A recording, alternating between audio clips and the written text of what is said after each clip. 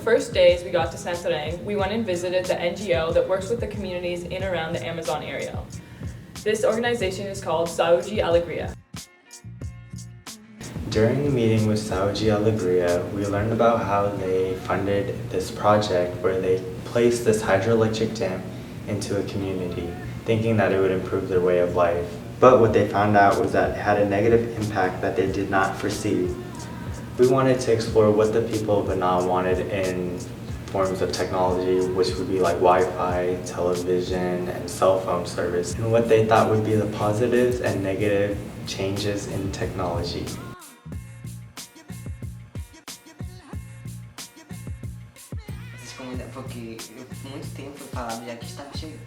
For a long time, they've been saying that energy would come just like other communities, but we still don't have it. We are still waiting. 3 months ago, some guy came in here. He was registering families. He didn't make it very clear when the energy would come, but we are waiting and hoping. I heard that it was harder here to have 24-hour electricity because the other communities are closer together, and here they are farther apart.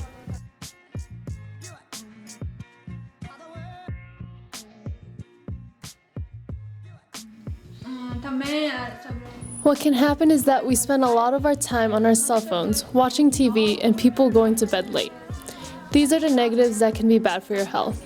In regards to 24-hour energy, they said it could make things better, but also worse. Not really worse, but there are maybe negative sides to it. We have in the community a nice, easy life. We have energy from 7 to 10:30 p.m. With 24-hour energy, it'll open the doors to new ways of drinking differently. Now you can put your drinks in the refrigerator any time of the day. You can go to the bar where they can store it cold so you can drink it whenever you want to. Just as there are positive points, there are negative things too. There are a lot of kids who are going to expose themselves on the internet in ways that aren't appropriate, and there are people who are going to talk badly of them. We have to use internet just for good things. I'm not going to expose myself.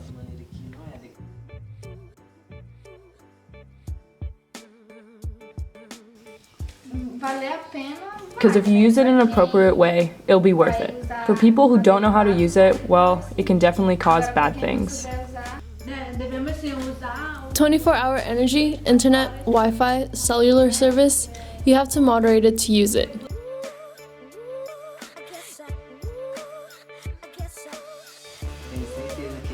I'm absolutely sure they would not support it because when they were younger, they didn't have it.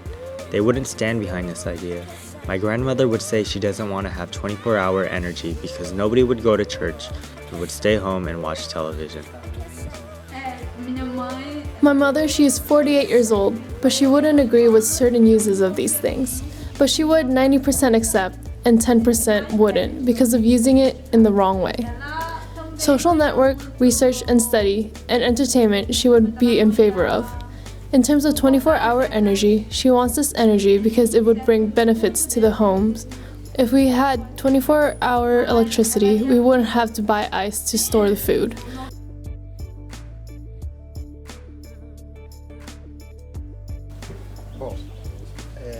If we had 24-hour electricity, then we could increase our production. For example, we could buy a freezer and a refrigerator, and then we could actually take care of the chickens better. We could kill them and process them better so that they are ready for when a buyer arrives. At this point, we can't do that ahead of time and store them frozen. The electricity wouldn't just be for us, it would be serving the whole community.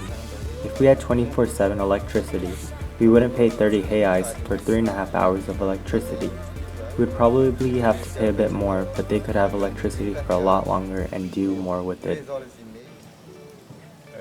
If we had the internet, that would be good too. Not so much for me, but for the youth here who need to be able to communicate. Just like when you guys are here, you have to go to Maripa to be able to communicate. If we had the internet here, then you wouldn't have to, and likewise, the students would be in communication to do the research and whatnot.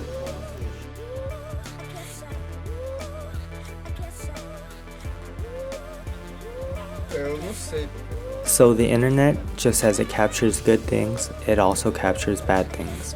On the TV, we see there are youth that just sit in front of their computers and see a lot of bad things. So there's a good side and the bad side of that. I can't imagine anything bad.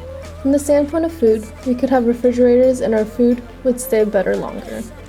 Of course, we have means of preserving our food, like using salt and other things. We roast or dry things a certain way, or use the ice that costs 18 reais that lasts only 2 days, which is a big expense for us, so if we have a refrigerator, it would be much better for us. If they had Wi-Fi, if they had cell service, there would be fewer connections because we would be on our phones, on our laptops, and they would be on their phones, on their laptops, and we wouldn't have been as immersed as we were because of the distractions. You know, we would have had Facebook and Instagram, and so we wouldn't have been as involved in the community as we were.